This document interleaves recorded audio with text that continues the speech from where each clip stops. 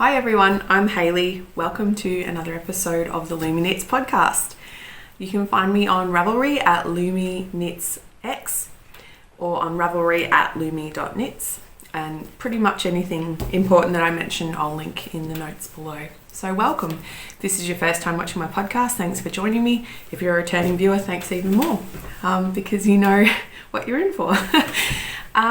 It's been quite a while since my last podcast. August has been quite a month. I've spent most of the time looking and feeling like a swamp witch. Nothing wrong with that, but even a swamp witch has to come out of swamp witchiness every now and then. We've had just bouts of sickness through the whole family. We've had a stomach bug, sinus infections, ear infections, colds, coughs, and everything in between, and we're only just starting to get a little bit healthier now. So I thought I would take this moment while things are quiet and calm and jump in and let you know what I've been up to. So I've got a bunch of finished objects to show you, which isn't normal for me, and also a bunch of new cast-ons and most of the same whips that you've seen before. So I'm gonna stop talking about being a swamp witch and get on with life. I guess I'll start with my finished objects. I've been doing some sewing as well, so sewers will be happy to hear that. And I am wearing one of my finished objects. It's my Otis overalls that have been in the works for a long time. I've had a little practice to try and show these overalls standing up, but it was on photo instead of video, and video is a whole different kettle of fish. So I'm gonna stand up and try and show them to you. Before I do, they're just made from a pinwheel corduroy from Spotlight, which is our big box craft store here in Australia. The linings don't match, like I didn't use the outside fabric for the linings. I was going to do it all in this really beautiful matching sort of mustardy coloured slub, but I made a big mistake, and so the bodice is lined with a white, and you can sort of see it starting to roll over there, which is a bit annoying, but it's my own fault because I didn't read the instructions properly, and if I had have, I probably would have avoided the rolling, and I still might be able to fix that at some point, so I'm not too worried. So this is my second pair of Otis overalls. My first pair I absolutely adored, and they were a wearable muslin, so I'm happy that I can still wear those. I'm really happy with the fit, the sizing's perfect for me. The next time I make these, I am not going to do the lantern cuff on the bottom. I'm going to just make a straight leg. I thought I could maybe get away with it, but I think I would prefer it in a straight leg. I left off the front pocket and the back pockets. I lengthened the leg by I think 1.5 inches, and I cut the bodice on the fold, so I didn't have two bodice pieces, and they're the main adjustments that I made. I think anything else was very slight and probably not worth mentioning. So I'll stand up and show you what I've got. I'll go slowly so you can see it come up. So when you first make these, they tend to look a bit shapeless in the body because of the waist ties at the back, but once you get in them and you start to cinch up those waist ties, they do give you a really nice shape. So they're not completely shapeless unless they're on the hanger. I'm going to push my chair out of the way so you can see the back now. So these are the waist ties that I was mentioning. This is the mustard there, and the lining in the pockets. These waist ties do come in quite a lot when you pull them. If these are undone, this will probably come out to about here, but they do give a really nice shape once they're pulled in. And let's see if I can get a little bit crazy here. The legs are nice and roomy. It's a drop crotch design, and here's the lantern cuffs. Feel a bit silly up there. Yeah, like I said, the lantern cuffs, I don't hate them, but I'm just not really a fan, so next time I won't do that. I've got some photos of the finished garment hanging on a hanger, so you can see the full thing on my Instagram feed if you're interested in seeing more of that. So that's my first finished object, my Otis overalls. Still in the sewing vein, I made a pair of sage pants. Ooh, what was that? Sage pants for my son by FloraChildCo. These are kind of like a balloony leg, very simple, elastic waisted pant. And my son will probably wear these as pajama pants. They're a bit crazy. Also, I was going to try and French all the seams, but the seam allowance on these is only 1 centimetre. So if I was going to French all the seams or flat fold the seams, I think I would probably need to increase the seam allowance. But overall, this is a ripper little pattern. It's easy, it's quick. If you're not silly, and like me, and French the pockets when you really can't French the pockets with the seam allowance that I had. Well, you could if you're a better sewer than me, which is probably 90% of sewers. So go ahead, French the pockets if you can. I'm going to try again the next time. I just made a couple of silly mistakes when I was Frenching them, and I looked at them and thought, you know what, there is no way they're going on. So it was mostly that I sewed the pocket bags together first to French them. What I probably should have done is attach them to the pant as the instructions tell you to, and then French them, and I may have had more success. But you know, it's just for fun. I'm just messing around and making things. So as long as I'm making things, I'm pretty content.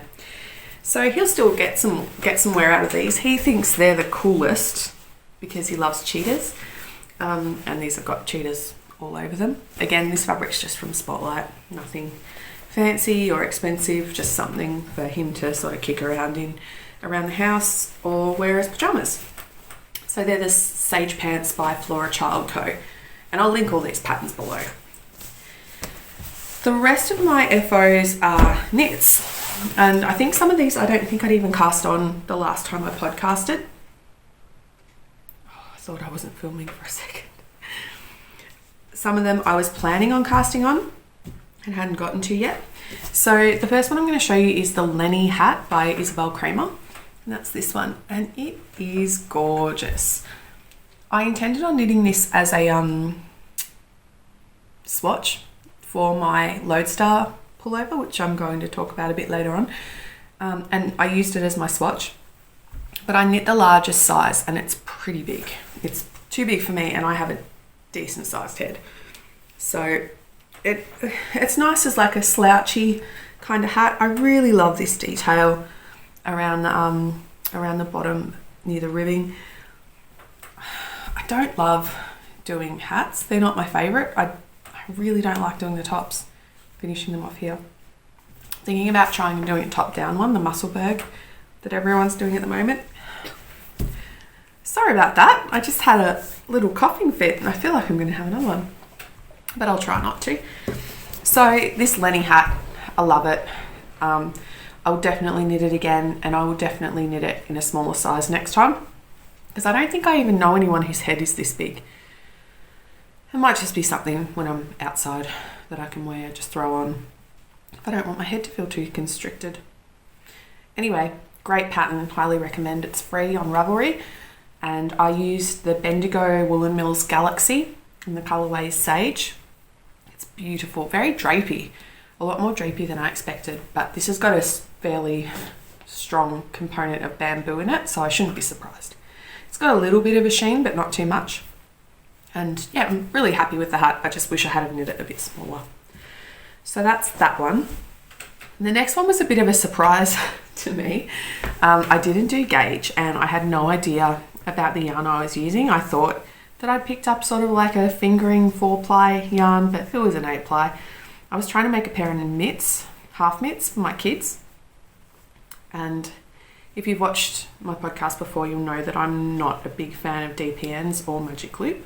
I like to use 9-inch circulars. I just managed to squeeze the stitch count in on my 9-inch circulars, and I thought, yes, this is going to be great. I'm going to be able to whip out a couple of pairs of these mitts for my kids. But as I continued knitting, they got larger and larger and larger. And so instead of making mitts, half mitts for my kids, I made half mitts for myself. So the pattern is called Gabriel's Half Mitts. I can't remember the name of the designer, but I'll link it in the notes below. And this was a great, easy, quick, fun little knit. I did use DPNs to do my thumbs, so maybe I just need more practice. I'm not sure. Actually, no, I didn't. I used my flyers. So it just so happened that I wanted to try out higher flyers, and they were in the right size for these, which I think was a 2.75 mil needle. And I used the higher flyers, and it was great. So if I had more higher flyers, I think I would probably make smaller circumference mitts for my kids, and maybe I still will, because I do have the 2.75, so maybe I'm just being lazy and a selfish knitter, but that's okay too. So really like this pattern as well, and I'd recommend this, especially if you are competent magic loop user or DPN user. You can make quick, beautiful little mitts for kids, and I think they'd really like it. My kids are still a bit annoyed because they thought they were getting mitts and they didn't. And the last finished object that I'm going to show you is my Samen shawl. I've been working on this for quite a while, and there's been moments where I've looked at it and gone, this is revolting. I'm never going to wear this. I don't know why I chose these yarns. Don't like it. And been pretty disappointed in my choices. Not with the pattern. The pattern's great. It's Stephen West, so you know he's done this a few times. But when it was finished, I lay it out on the ground and I looked at it, and I basically fell in love with it. It's come up beautifully. It's not like anything I've made before. It's a lot more varied in its colours. I'm pretty boring. I stick to what I know mostly. So this was a bit of a step out of my comfort zone, but it's come up so great. So I used 2 colours of fingering held together. So essentially it's an DK weight. So it's got the beautiful eyelets in here, and then there's short row inserts. The eyelets are short row inserts to sort of make it bigger. So here it goes. It's getting bigger and bigger and bigger. And then it comes down to just some garter stitch on the other side without the eyelets to make it asymmetrical. And I love it. It sits really nicely in the sort of crook of your neck with that V there. And then you just kind of throw it around, and it's so warm and cozy. We've had some really chilly mornings here, and I've been trying to get the kids out of the house because we're in lockdown. They're bored, I'm bored. We're super lucky that we've got a great big backyard and lots of room in our house to be able to do the things that we want to do. But sometimes you've just got to get off your own turf and, you know, adventure a little bit. So we've been heading down to the creek and walking around and having a really nice time. And this has just been great, because even if I'm just outside watching the kids play on their bike, I just throw it around my neck, and it's so cozy and warm, and I really, really love it. I think I'm probably going to keep wearing it for the rest of the podcast because I just love it so much. So that's the Samen shawl by Stephen West. Really, really nice knit. Really enjoyed it. It's my second shawl. The first one I made was the Panorama shawl for Amy for her birthday. So this is the first shawl that I ever started, and the Panorama was the first shawl I ever finished. So there you go. So I think now I'll move on to probably my new cast-ons might be best, because there's a lot. I had a lot of trouble with my whips. So for some reason, for about the period of about a week, every single thing that I touched went wrong. And I felt like I was cursed or something.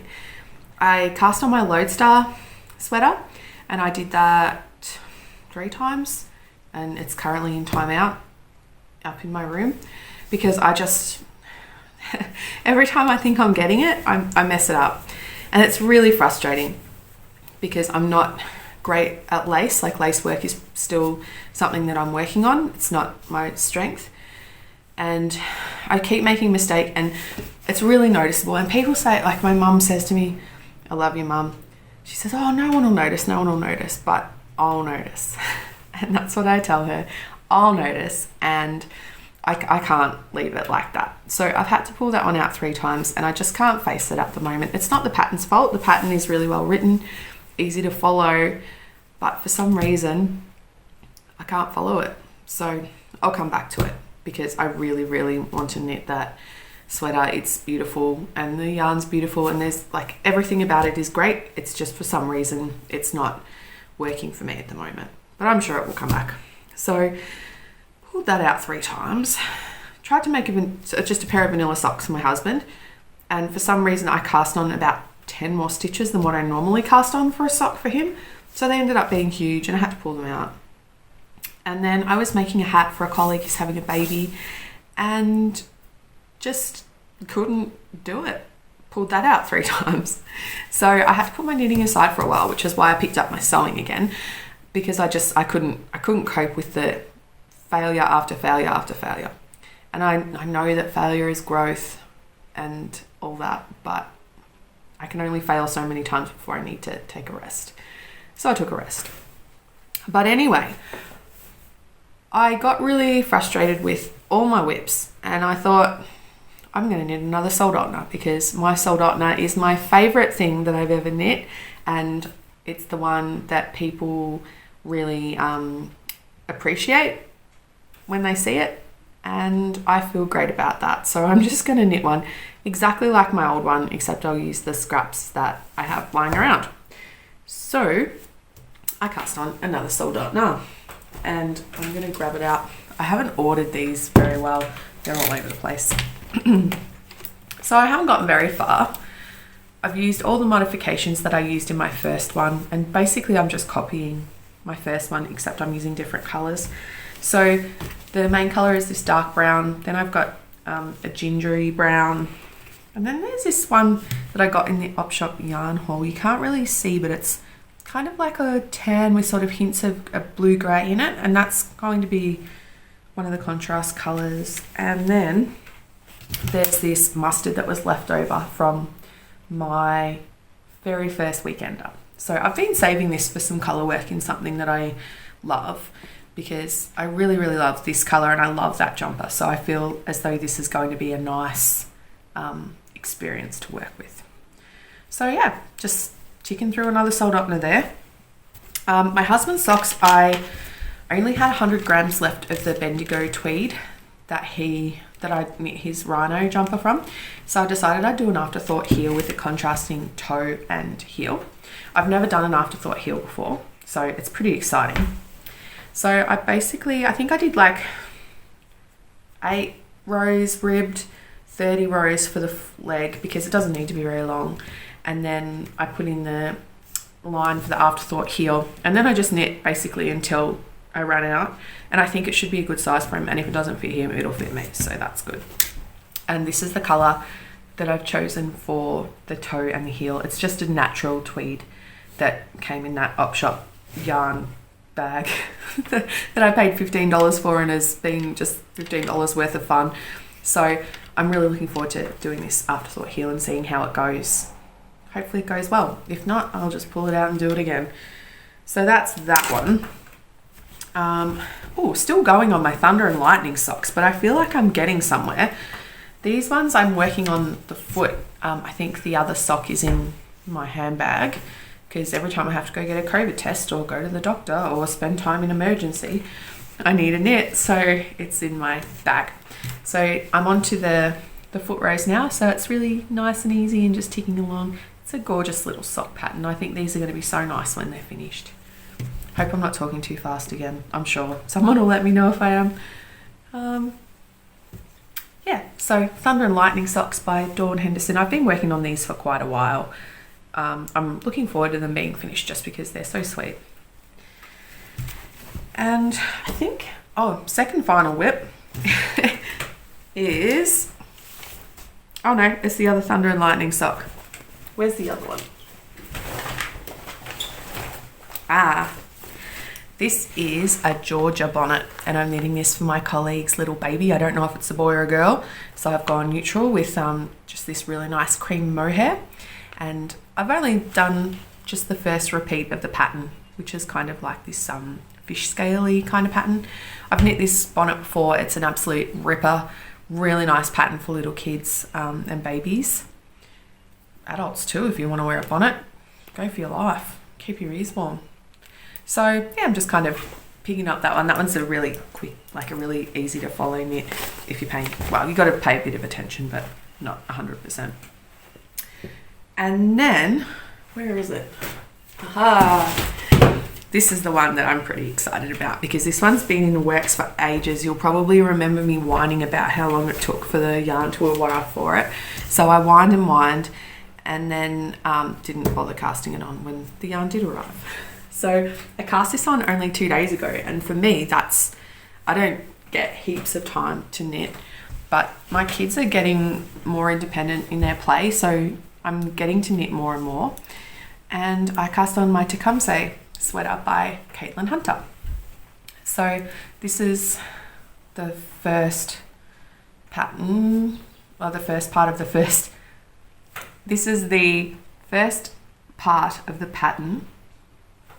Words are hard. This is the first part of the pattern. The first set of the... I've just started this. And I've done one repeat of the first part of the pattern, plus the short rows, and I'm on to my second increase row. So it's actually going along quite well.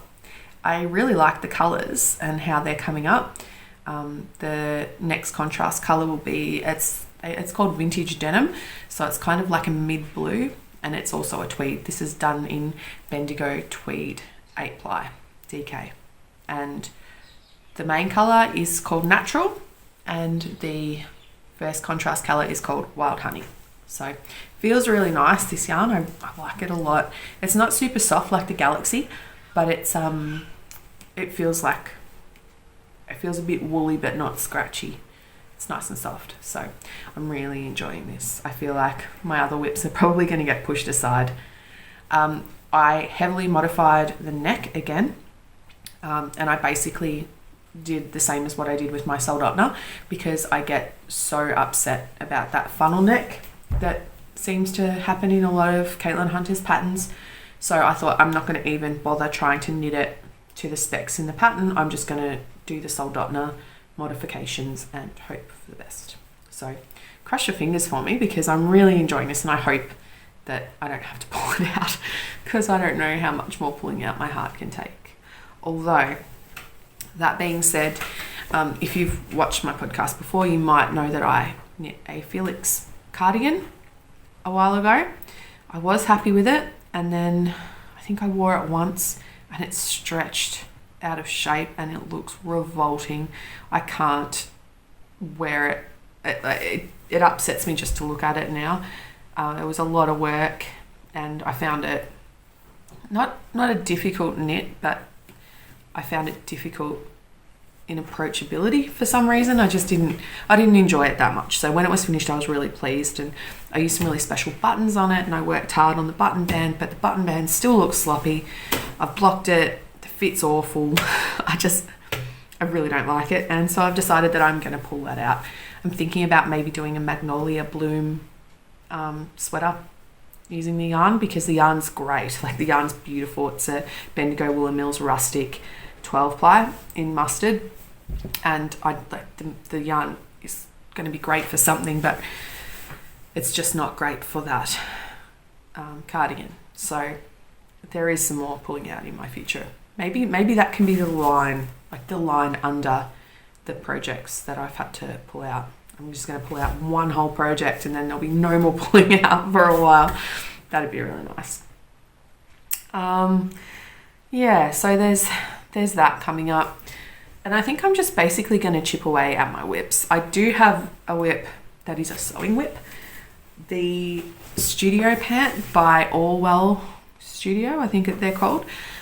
This is a great pattern. It's just a basic pair of pants, but they go through a really detailed process to fit your muslin, and there's lots of information on adjustments and things that you can make and how to go through those, because I often hear like about different kinds of adjustments, you know, flat seat adjustments, bust adjustments, all that kind of thing, and most of the time I have no idea what they mean, so I wouldn't, and I'm not spatially aware enough to be able to go, oh yeah, I need, you know, space here or space there. I'm not. I put it on, it doesn't feel comfortable. I generally just don't make that pattern again. Adjusting it for me is it's something for someone a bit more advanced in their sewing. So this pattern by Allwell Designs, perhaps I'll link it below.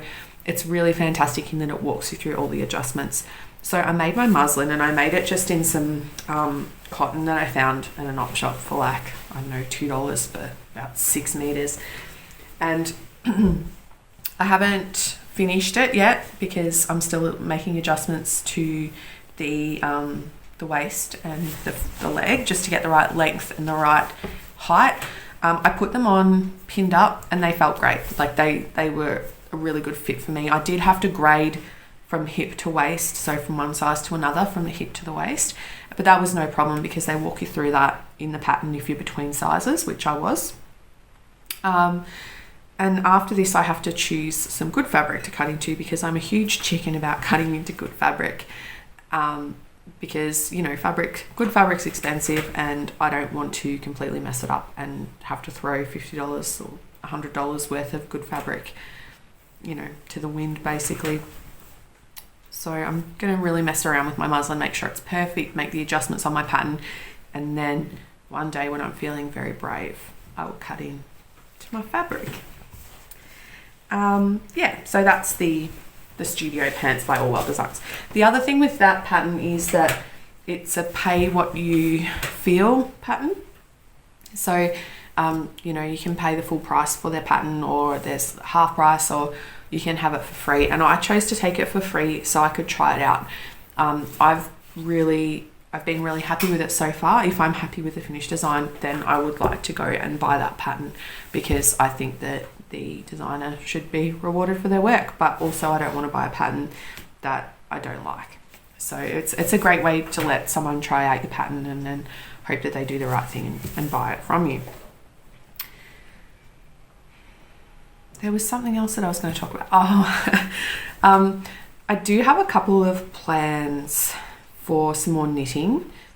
I've been watching the Southern Knits in the Mitt podcast with Amanda, and she has knit the most beautiful Vertices Unite shawl by Stephen West. And I was watching Needles at the Ready, and they have made a beautiful Vertices Unite shawl, and my resistance is really wearing down to this. I went through my stash and I've got some colours that would be really beautiful for it. I'm trying to use up my stash rather than buying new yarn. So I think I'm probably going to cast on a Vertices Unite at some point in time, just because I don't have a shawl on my needles at the moment, and the ones that I've seen have just been so lovely. So I think I'll probably do that. I think that's all from me. I've been watching some podcasts while I knit. I've really been enjoying Woolly Witchcraft with Brogan from Scotland. I've been watching Southern Knits in the Mitt with Amanda, who's in Michigan. And I've been watching Eleanor from the Simple Knit Co podcast. Plus, you know, Needles at the Ready and a couple of others. Oh, I've been watching Mad About You as well. But yeah, it's nice to watch podcasts while I knit.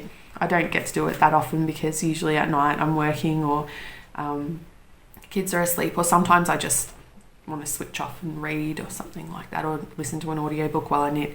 But lately I've really been enjoying watching podcasts. Oh, there's another one. Not Fancy Knitter. Karen Fiber Tales? A Yarn Tale podcast with Karen. She's lots of fun. I'll pop all these podcasts in the link below so that if you want to check them out, you can.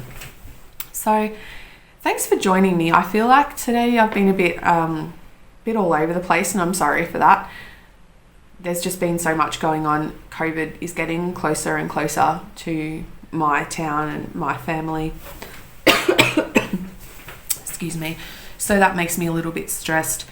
My kids aren't in kinder or childcare at the moment, so I'm working while looking after them, plus knitting, trying to keep the house, you know, all that sort of thing, not seeing anyone, and waiting for another COVID test to come back because I had a runny nose. So all these things just contribute to a bit of a fractured train of thought for me. So congratulations if you've stuck around to this point, and thank you for doing so. Hopefully the next one I'll be a little more settled and I'll have some great stuff to show you. So hope you have a wonderful day wherever you are. Here in beautiful Mount Clear, Victoria, the sun is shining. We've just put a huge solar panel system on our roof, so we're running off solar electricity, which is fantastic. We've got a few nice days coming up, so hopefully it blows the last of those germs away and we can start to enjoy our late winter, early spring. So take care, all the best. Hope you're staying happy and well, and I'll see you next time. Bye.